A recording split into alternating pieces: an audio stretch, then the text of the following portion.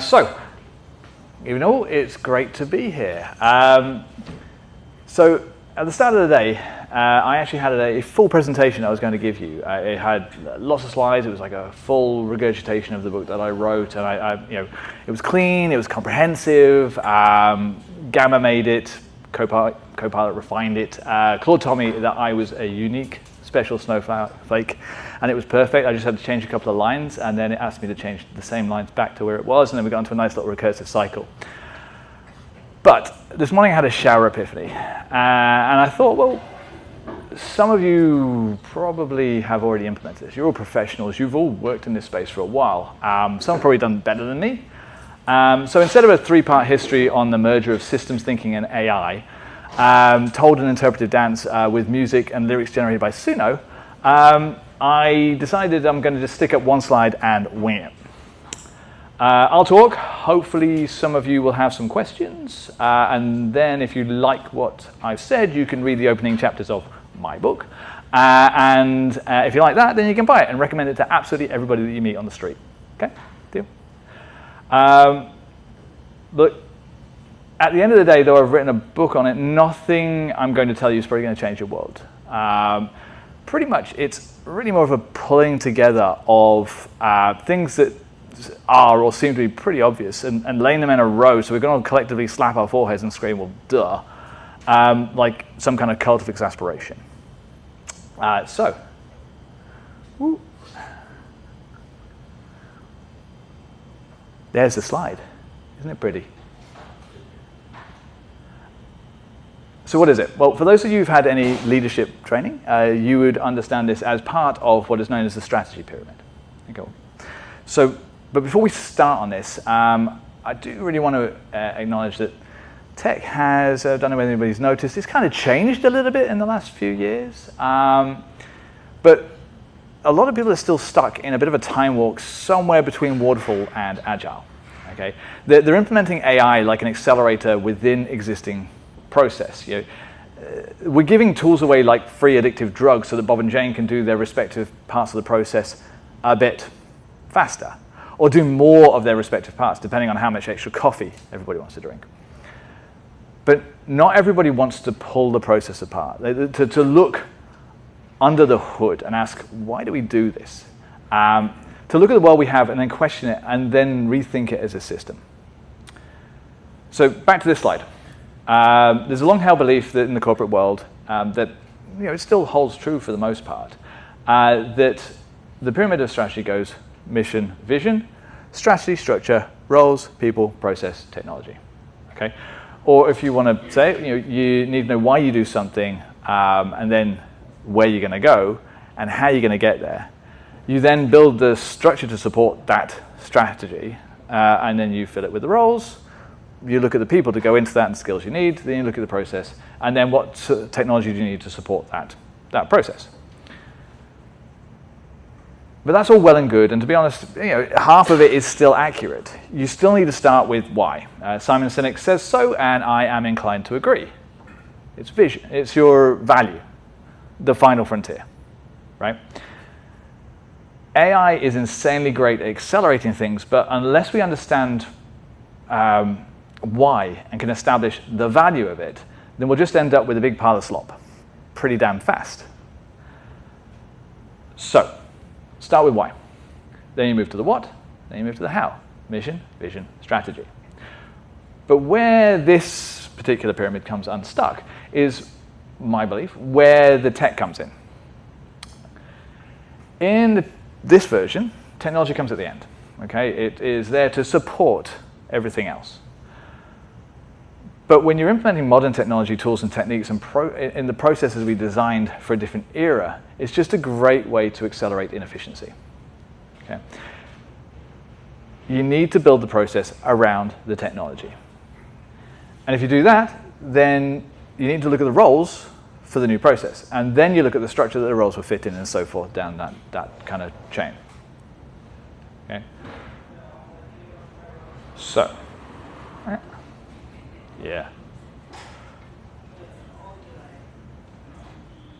So we live in a world, Yeah, so we live in a world that now looks like someone smashed the Wild West into an Arthur C. Clarke novel, right? And then they forgot the rules. It basically flipped the bottom half of this pyramid, okay? What we want to do now is, after we've established a strategy, we want to look at what the technology landscape is that's available. And then we build that process around that technology. So back on this slide, how we've approached this. And this is all based, so I probably should say that this is all based off of real experience. It's not like I'm theoretically going, hey, well, you know, which is how we do this. Hey guys, go away, tell me if it worked. This is how we approached it, okay? So what we did is, first and foremost, we mapped out that technological landscape. And I do want to make sure that everybody understands what I mean when I say technological landscape. It's too easy to say, well, it's just AI, it's Gen AI, it's agentic AI, it's all of these different things. It's not just that. It's all of the other tools that support that, okay? It's the techniques, the technologies, and the tools, right? It's everything together. It's making sure that you understand that there's ways for us to accelerate through automation, to map out the unknown using agentic workflows, but also then to mitigate things using your different tools, techniques, such as canary testing and so forth, right? So it's not just mapping out, okay, we could use Claude, cool. It's also looking at the whole holistically, the tools and technologies that are available to us now. So it's no mean feat to map this, but if you're working in the industry, it's not as difficult as it sounds. You know, you're touching the tools on a day-to-day basis, but it is a little transient, okay? So when we first built this out, and obviously I was kind of canary down there testing this all behind the scenes, building out what my thoughts were around this before we moved it across into an enterprise-type solution. So I built it through Jira automation with SSH through to my personal device that was running an instance of Claude code, so I could then spike it up using Tailgate and this sort of stuff. This is before all of the tools were available to do this. And then the next week, OpenClaw comes out, and in the next week after that, you've got Claude Control, then you've got Trigger.dev running managed agents and all these different things. So essentially, the technologies are changing so fast that by the end of this too slow, it's already changed, right? That's the speed that we're working at.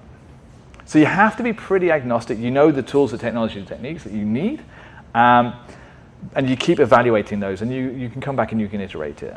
But we know that these tools, these technologies exist. And we're thinking beyond the agents, that holistic tooling, the automation, plus Gen AI, plus agents, plus risk management tools, technologies such as canary testing and rollbacks and multivariate tests.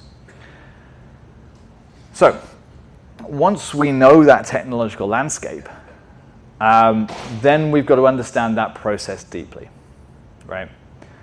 Fun fact, our particular process, and Amit, you can vouch for this, it was mapped out because of a single person just asking me the question, hey, how do you guys work? So our product manager at the time, you would think he knows Agile, didn't know Agile. He's like, how do you guys work? I could say it in a French accent, he's French, but I'm not going to. And in an afternoon, I went and mapped out the whole process. It's basically from where we entered at story time and only anything that was hitting the delivery team. Mapped the whole thing out, showed him where the steps were, what the processes were, where the ceremonies were, the subsystems, all of that sort of stuff. And then that became part of our documentation. Okay, so that was then part of an induction. Everybody was then trained on it all the time. Later on, then I mapped it out from the idea all the way through to data. So then I mapped out what we call the discovery flow as well. So where it goes from the problem discovery and the solution discovery through to the backlog flow, the delivery flow, then the release flow, right? So this isn't like to start blowing the smoke up my proverbial posterior. This is more to say that we truly understood this process. And that allowed us to then start to think and to ask questions when it came to the modern technologies about why. Again, we're back to that why. Why are we doing this thing? Okay? Why do we have 10 people sat around for an hour?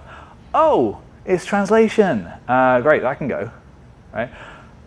Why do we have a verification step here? Ah, fear, risk, got it. Cool, we can mitigate that. Is there a reason we created this document? Oh, really? really? Okay, that's just an audit trail that nobody is ever going to revisit. Okay, cool, let's scrap it, right? And that was basically the largest part of what we did.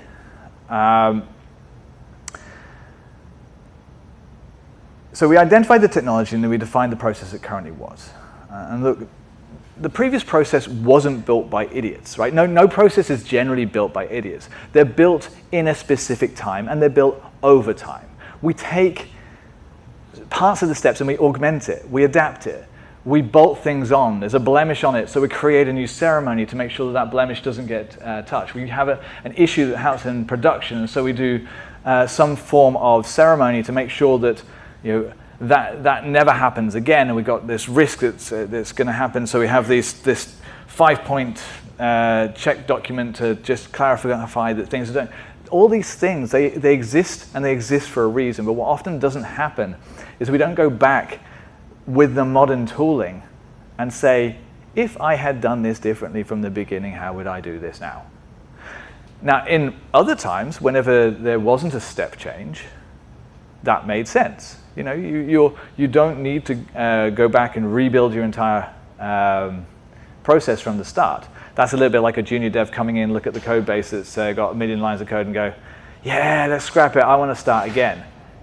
But when there is a step change, whenever you have something like Gen AI and agentic workflows, then you do need to take a step back and think, how do I do this better? How do I not just insert AI at the point in time here and make it so that I've got this guy that moves a little bit faster?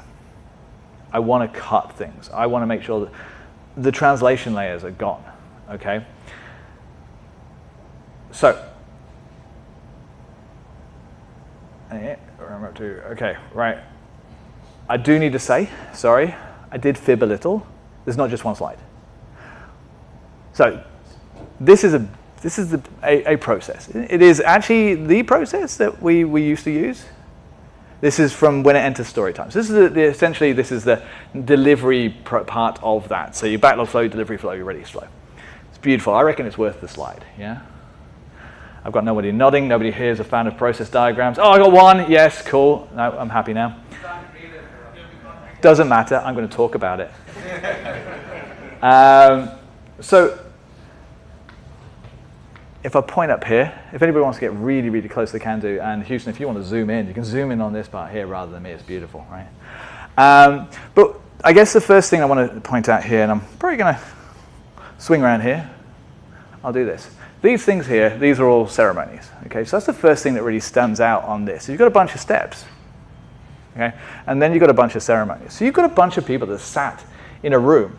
And when you look at each of these things, you go, well, why does storytime exist? Okay, so that's translating from product to the technology team. So we can get a bit of an understanding about what the overall idea, the feature, the epic is going to be. Then you go into a bit more deep depth on elaboration. You've got the BA that's kind of doing that whole iterative approach with the product people, the technologists, to drive deeper into what is the full ramifications, the full business requirements that we're going to do. So it's, again, another translation layer. Then, because we want to make sure that we understood what this is likely to be, we do effort, complexity, and doubt. And then if there's any doubt, then we have to eliminate that doubt. And we're doing more translation in between the things. Okay, so another translation layer, okay? Then there's a release plan to decide, okay, when are we going to do this thing? Because if you're on mobile, for instance, which is kind of my background, you've got versioned releases, and you can only forward roll, right? You can't roll back unless you're doing some kind of feature flagging, which is, again, another technology that you can use. And then you've got more translations, making sure everybody's on the same page in the multi-amigos. That's before you pick the ticket up. And then you've got the design walkthrough to make sure that everything is what you would think it was going to be before you actually then pass it through to your code review, and then to have all the other steps for that kind of verification stage. So that's the first thing that really stood out when we were looking at this, is how many different translation layers there are. And then, at the other end of it, how many risk mitigation layers there are, right? The ceremonies that happen at that side of it. So this is the point when I've kind of gone off script. I had the whole thing scripted. Now I'm just like, yo, if I go back to my script right now, I'm going to be figuring out where the hell I am. But hopefully you can read this one a little bit better. And I'm going to expand this one out in a moment.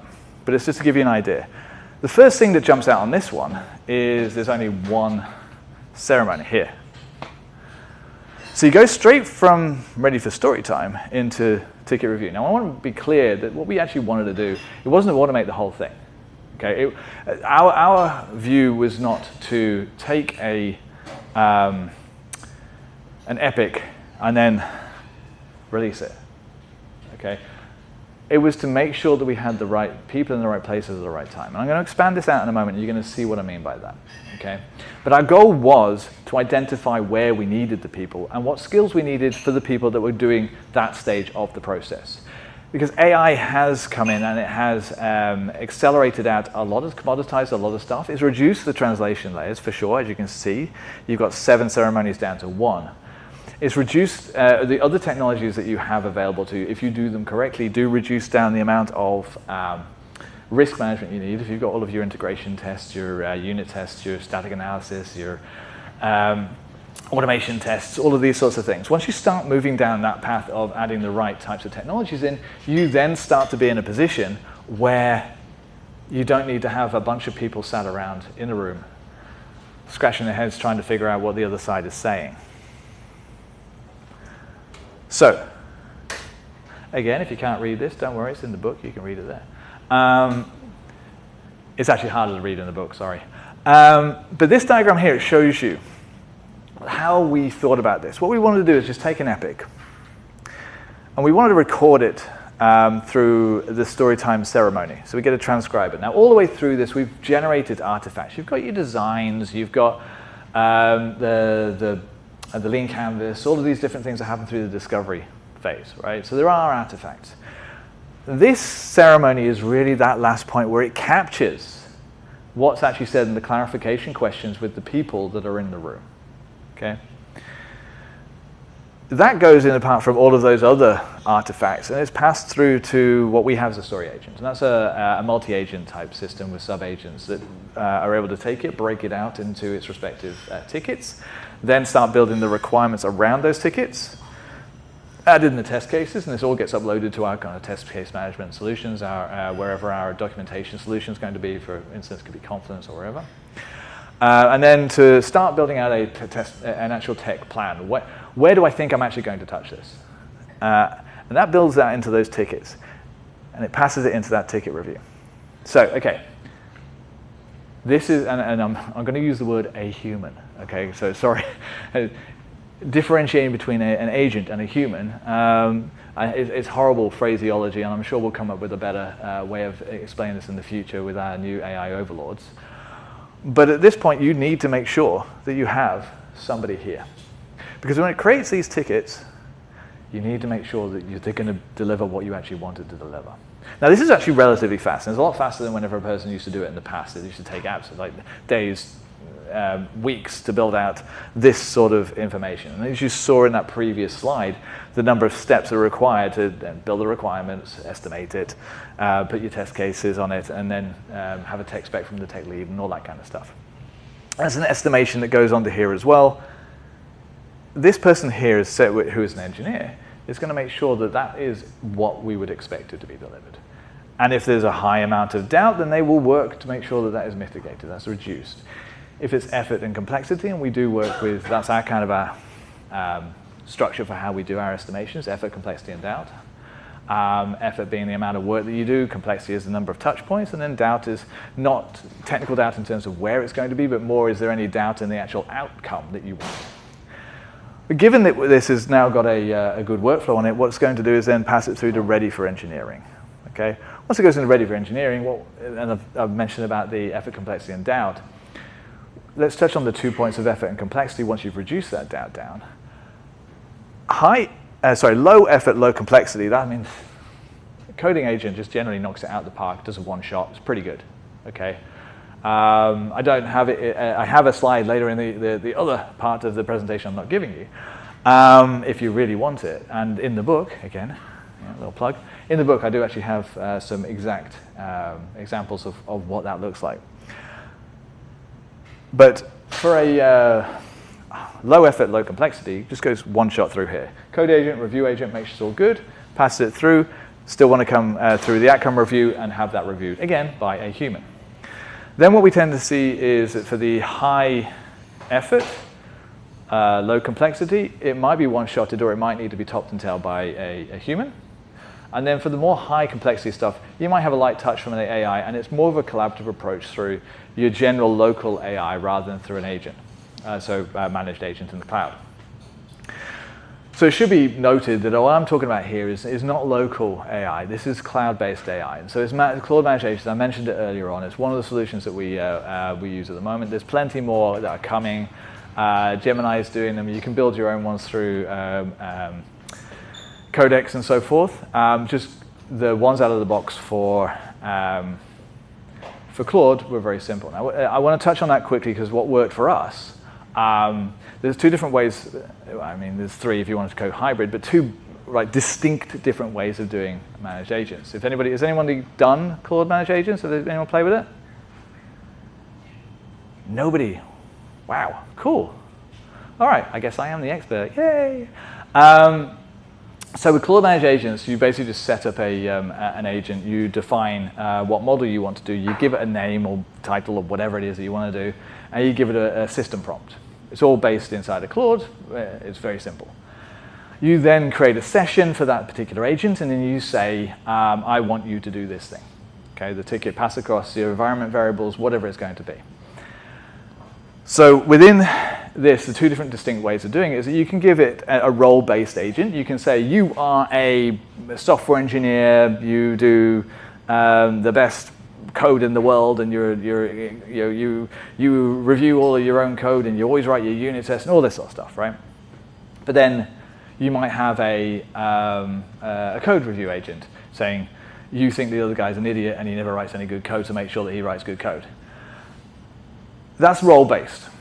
But for those, you have to specify the model. So you're going to be stuck on Opus 4.8 or the new one, Fable 5, or Sonnet. Whatever you specify as the agent, that's the agent. Okay. Now, we could use an agent gate. We aren't at the moment, but that's only because we haven't found one we like. I'm very open to it. The other way of doing this is that you then do model-based. So a model-based is that you basically just create an agent for every model there is. And there's only 6 models that you can use, so it's pretty simple. So that really reduces the complexity of what you do. Now, the third one is that you do a role and model for every role you have. But the one that worked for us is that simple process of passing in what the role of the agent was at the time of the session alongside what they have to do. So we pass across the other best engineer in the world to it at the same time as passing across the request to do the ticket, for instance.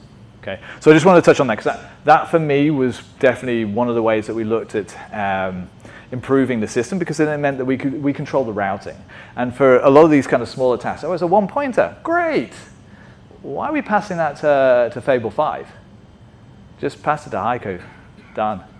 And it reduced the cost down of delivery. What we found is that the outcome would barely change for those kind of smaller ones. For the larger ones, yeah, it did make sense.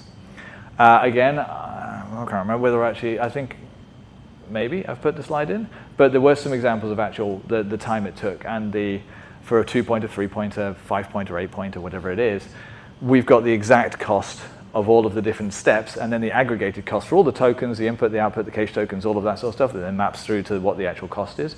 So you've got a very real costing for it, and you've got a very real time for it for how long it took to deliver that ticket end to end. Now, I know any software engineers in the room will absolutely hate that because nobody wants to say this is how long it's going to take. But I've moved into now the other side of it. I'm like, okay, I actually want to know how long it did take. Not, I'm going to pin you to the wall. I want to know how long it took and how much it cost. Because then I can factor that into any kind of product requirements and the return on investment, okay, and where we allocate the best kind of skills and the resources and so forth. Okay, so you're still looking at how you access those, the different financial sides of this. Okay, and then you go through the outcome review, which is basically you're reviewing your output and your outcome. Okay, and again, it's another engineer, right? So back to this diagram. So we've talked about this. Now we've done the strategy, technology, the process. So the elephant in the room is roles, okay, and they do change, okay. Let's move back to the script again. So I've got to find out where I was on the script so I can start saying it. Okay. Hey, I found it. Cool. So that's it. I often refer to the people that we work with as the doers, the reviewers, and the gluers. Okay, the doers generally are the people who are the engineers, as an example. Okay, they're going and they're doing the code. The reviewers generally are your QAs or your POs. They're the people who are looking at the thing, and they are making sure that what you did was correct. And then you have your gluers, and that's the people like your iteration manager, your scrum masters. They're keeping everything together, that's managing the process. And what you will find whenever you start going through this process is that the roles do change. Some of them are mitigated or reduced to almost nothing. We found that the kind of the BA as a standalone role was nowhere near as important anymore. The translation layers are not needed as much because you're not translating from product through to engineer. That's the agent doing that. But what you do need is somebody that's still going to ask the question why, right? To dig deep on why are we doing this thing? What's the purpose of this? And that gets bundled in a lot of the time now with the PO. For us, we're fortunate. She came from a QA background, so she's used to asking a lot of questions around the why did you do this? Now she just transferred across to why are we going to do this, which is she's awesome. And the QA side of it, again, it's reduced. They are less looking at the manual testing of things, more in the that's all being automated. They're looking more at the output of the agents for the test cases in general. They don't look at the specific test cases generated for every ticket. They look at the output overall and manage the prompts that are inserted to deliver the best value for any particular model of any kind, right? And making sure we have the right technologies for supporting where the test cases are hosted and how they are delivered out to the automation so that we can run through a whole suite of unit tests and automation tests using whichever technology that is that we want to run those, because we know we've got somebody who's managing that. But what you don't need is as many of the QAs, because a lot of the function is done by the engineers during that output review. So when I say outcome, it's does it do the thing I want it to do, and the output is reviewing the code, etc. So the outcome is now part of that review process, if you remember from the previous slide. Okay, so what you have to be aware of, though, is that when you're doing these roles, these changes on that, because they're being like skills are being or roles are being bundled into other roles, you've still got the same people, and those people need to be upskilled, right? You can't just go, well, now you're a QA. You have to make sure that you give them the right support to help them on that path. This is not an opportunity to go, right, guys, time to cut. We've saved a lot of money, right? Some people will interpret it that way, but that's not necessarily the right way to go. As Jensen said, you could do more with more, right? So, I mean, he's kind of biased because he's the one selling the technology, but he's got a point. The other thing you want to think about as well is it's okay to start thinking, oh, well, if I get rid of this junior and just hold on to the seniors, well, we're going to do more with more, right? But you've got to start thinking about succession planning, because I tell you what doesn't look great is when your senior leaves and you got nobody to replace him. You lost all your IP, and you haven't been training somebody else to come and replace that person. The other thing that doesn't look great is whenever it goes out into production and you have a major issue and you got nobody there to support you. So you need to make sure that you've got the correct support level for the engineering. So that's one of the key things that is I see as a major problem long term if we don't start moving down the path of training people up. The other issue I see with AI, of course, is that we're not allowing people to get the battle scars. I see a few grey hairs in the building, and I'm pretty certain that a lot of you have built the scars over time by making a lot of mistakes. What we're doing now is taking away from a lot of junior engineers the opportunity to make those mistakes. And so they're not building the requisite experience to be able to determine whether something is right or wrong, or will be wrong in the future. You don't want the Homer Simpson car at the end of it, and you definitely don't want a car crash, right? So I was speaking earlier on, and we were talking about the idea of when something goes wrong, a lot of people are not already going to things like the sonar cubes, etc. And this is it's a bit of the vibe coding mentality of it's okay. I vibe coded it, so if it goes wrong, I'll just vibe code it again.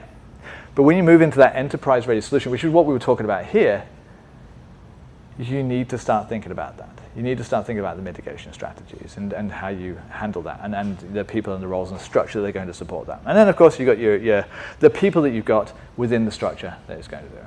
Okay? So, look, I'm going to wrap this up. I reckon I've probably bored you enough. So I'll say, look, the previous thinking around this is mission, vision, strategy, structure, roles, people, process, technology. But in the modern era with the new ways of thinking, what I would suggest is that we start thinking about things more, once you've done your mission, your vision, your strategy, look at the tech, look at the process, look at the roles, look at that structure, and then look at the people and the training you need for it. Like I said, I could literally talk about this topic till the cows came home. I have literally written a book about it. I don't know whether I mentioned it. But I might bore you to death a bit more. So I promise you, the book is a lot more interesting than I am in person. So I'll wrap it up, and if you want to let me know any more, you know where to find me. Any questions?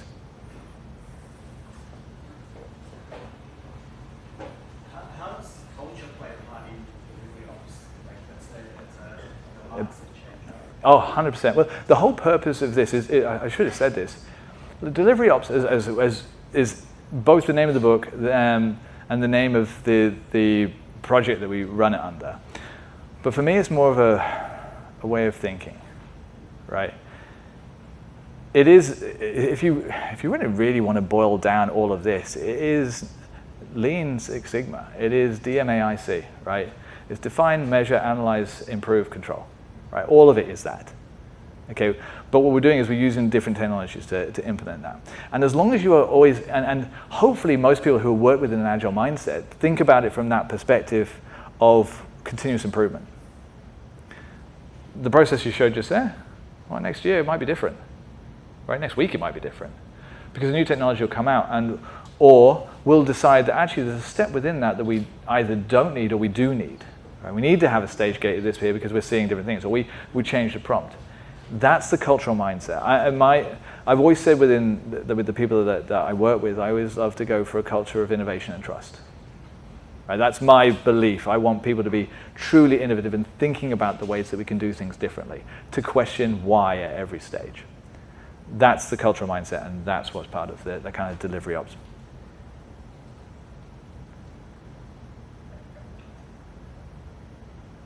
Anybody else?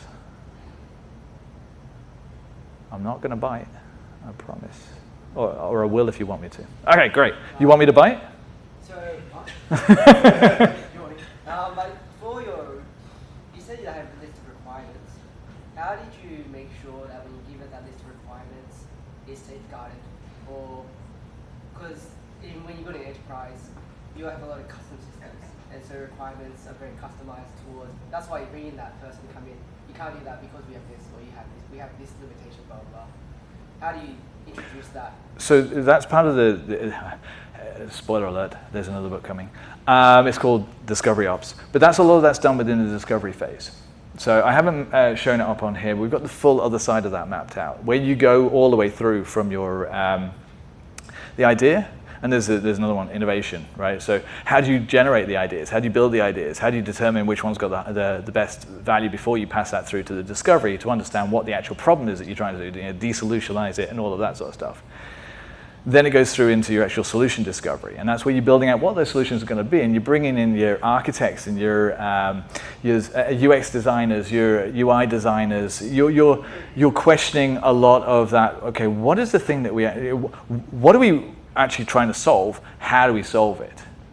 And within that, and that's the artifacts that are generated as part of that that story time that's passed in as part of that part there. So that kind of comes before the delivery phase of it. But you're absolutely right to question it, because again, hallucinations. And that's why you then have that person at the other end of it to go, that doesn't sound right. Something went wrong here, right? But all the way along, if you're doing your discovery part right, before it enters this, you should have already built up enough rigor in there to remove at least 80 to 90% of the issues that would come through. That's what we found anyway. The full process is in the book. It doesn't come in, the full process of doing the automation within DeliveryOps is not done yet. Go. So many considerations, right? You've got compliance considerations, you've got risk, you've got, you name it. Security, cost is a massive one, right? And we're seeing the larger organisations really starting to play with us on token costs and usage and all that sort of jazz. Yep. Now that everyone's roped in. The addictive drug that you can't get away from. Yeah, in essence, right? So what are you seeing as a balance with some of the early organisations that have gone down this path already and are a bit more established than probably a lot of us are, in terms of how they're starting to manage costs or see that cost blow out or otherwise? It's actually a really great point. I know I'm saying this a lot. It's actually in the book. So there's kind of three ways that you manage your cost in this area. In the past, when you're looking at any kind of project, there's like 5 different ways that you could manage a project, which is your team happiness, your quality, scope, cost, and delivery date, right? Your timeframes. You still have a lot of that, but the 3 core ones that you now work on is more to do with the cost of the software generation or the ticket generation, the number of people that you have, and the scope, right? What do you actually want to push through? So it's very easy to manage your cost by scope, right? Do we really need to have this? Is it going to blow out? Is it going to add the value? That's one way to do it. People's a harder one. Obviously, these days, everyone's on a, hey, we don't need people, the bots are going to take over, so it's hard to justify bringing people in. So you struggle to add additional resources at this point in time. I think that might change whenever they start to realize that there was just a lot of slot built. I saw a great post. In fact, I had an idea a couple of years ago saying, hey, do you know what, we should start up a D-Vibe, a company called D-Vibe, because everybody's vibe coded anything. Somebody needs to come and D-Vibe it and then build you a proper solution for you. I saw a post the other day pretty much saying the same thing, is that they think that 80% of the, or was it 50%, 10% of the code, then 90% of the code, then 100% of the code, whereas their viewpoint was going to be 10% of the code, 90% of the code, and then 10% of the code while everybody's trying to defrag everything that was ripped apart during the vibe stage. But kind of with that side of it, you can manage the models, the tokens, and so forth. That's one cost. With an agent gateway, you can help with that one as well. And then it's with the scope of what it is that you want to put through, right? So manage your resourcing, manage your scope, and manage your people. That's how we found it to go. For us, if I'm honest, the tickets that we've put through have been ridiculously fast and ridiculously cheap. Right? Where people are getting slammed is whenever they're doing and Adam, you could probably vouch for this, where you're doing the API-based local development. That's a real stinger. Managed agents do work on an API, but they're not. You are kind of handing over a lot of your control to it and a bit more, and working on the prompt from that perspective. And actually, a lot of the tickets for like a one-pointer is something like 5 minutes to deliver it, and it's $5, right? On something that probably would have taken a day. And for even a basic resource, you're still talking about $500 or whatever it is for that cost. So significantly reduced in terms of the actual costs of that. But it doesn't mean we've cut the people. It just means that we're able to deliver more. And the roles of what those people are doing is just changing. There's more reviewers now. There's less doers. I think that's a balance, but right. Other than the large organisations, cutting people is very difficult because you've got knowledge, you've got other things that come into play. Yeah. In which case, even 5 minutes is an additional cost. So are they getting more throughput? the fact remains your cost base is going up. So unless that throughput translates into revenue to offset the cost. Correct. It's all about value. Yeah. It's the ROI. Is that why are you doing the thing? It's that why. And we talked about it before. Unless you understand the why are you? What would be the purpose of doing the thing? Right? You want to shove it through a whole lot more, and you're right. There is an additional cost. Now there might be a person that you might let go. You might not need a QA, right? You might not need a BA. You might need less iteration managers. But as you said, in a smaller organization, where you've only got one developer, yeah, your cost just went up.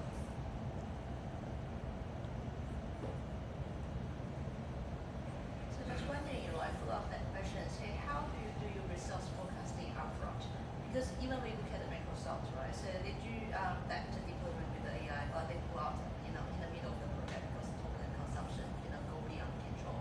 So I think the question for the management is, we do want to deploy that in the enterprise, right? So we do give that a try. However, the forecasting upfront is challenging, right? So it's always say in the middle of the project we found out the problem, and if we quit out, it is a very challenging decision to make at a time because we invested so much in our labor, etc.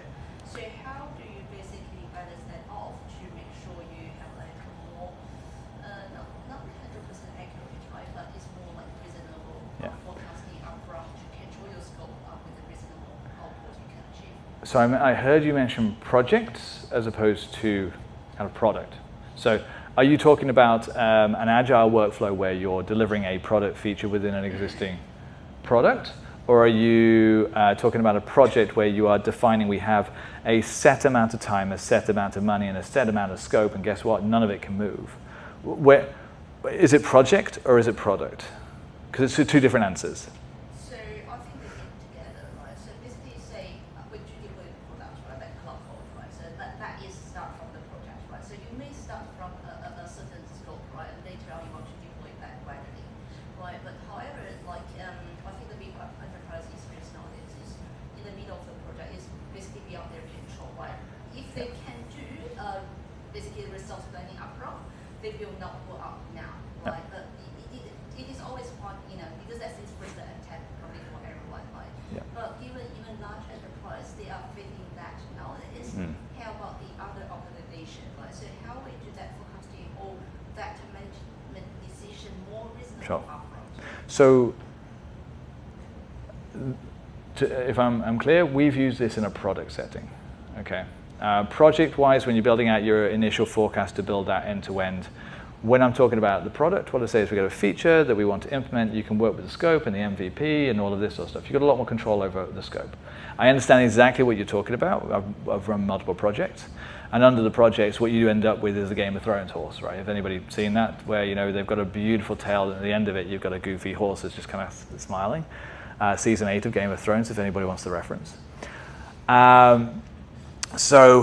For that one there, you've got to remember that this is a process of the delivery. It's not the forecasting tool for running a project, okay? How we measure value within our area, we use something called what I've termed the bathtub model, which is that we get the water in, plug any holes that you've got from it, you get charged more for the water, you reduce the cost of the water, and you keep them in the water for longer, right? So you have your acquisition, your engagement, your retention or churn, whichever you want to kind of phrase that. The CPM for us is the revenue, and then you've got your the costs, right? Which are the kind of the 5 main pillars that we have that work towards our EBITDA. Okay, so we work on everything. We try to do an estimation from any particular feature, then broke it down into the tickets on what the ROI is for that particular feature. Based off of those 5 key measurements, and what that would mean to an uplift in the number of users from a churn, reduction in churn, or an uplift in acquisition, or what that does, because that then translates to a monetary value because we know how much each user is worth, so we can then determine priority based off of hard numbers, soft, hard numbers. From a project, that's a very different side of this. This will help with the implementation of it, for sure, but you still need to have strong project management. This is not a panacea. It's not going to solve your solution if you're having issues from a forecasting perspective in a project. But in the actual implementation, this does accelerate. Okay, and it does help with the execution of said project. It's also down to how you work with, I guess, the leaf trimming and making sure that often, let's be honest, if we're doing any kind of Moscow prioritization, at the very beginning, everything's a must. About halfway through the project, you realize that all the musts are won'ts, right? That's to do with stronger levels of understanding at the beginning of what really are the requirements. And that's not really this part here. That's in the other side of the equation. Does that make sense? Anybody else?